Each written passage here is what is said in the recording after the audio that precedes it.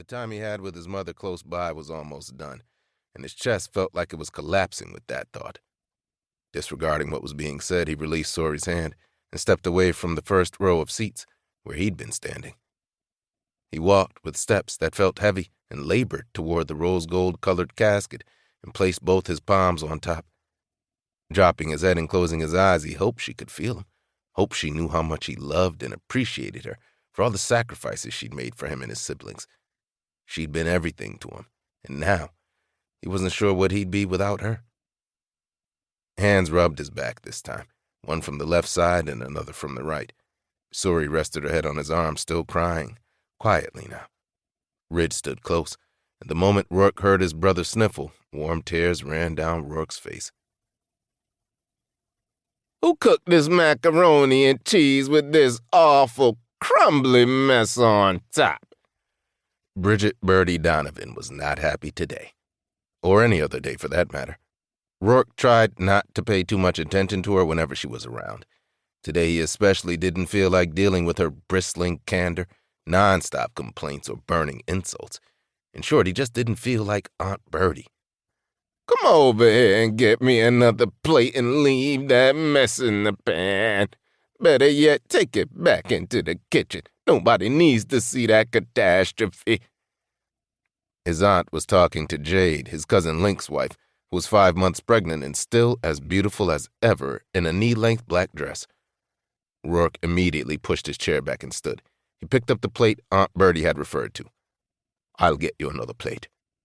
He hadn't been able to hide the crispness in his tone and wasn't really interested in how his aunt felt about it.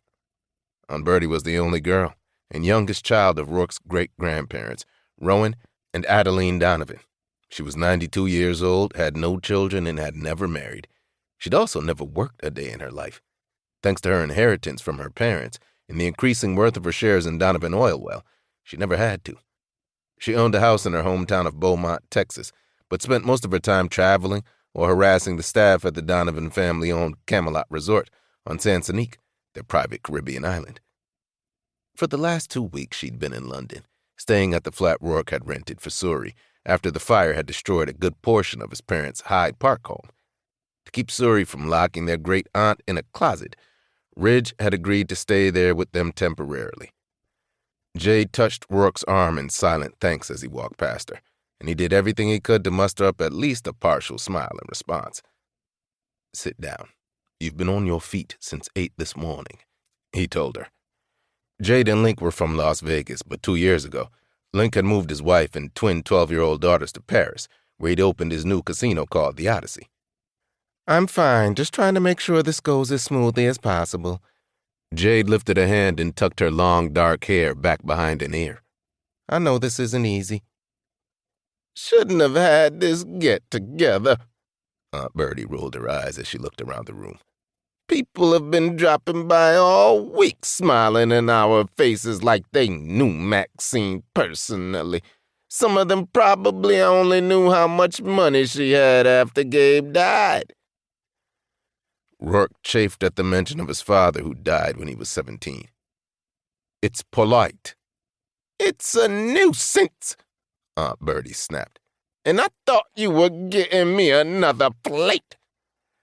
After a brief sigh, Roark didn't even bother to comment, but turned away from Jade and walked toward the kitchen of the hall they'd rented for the repast.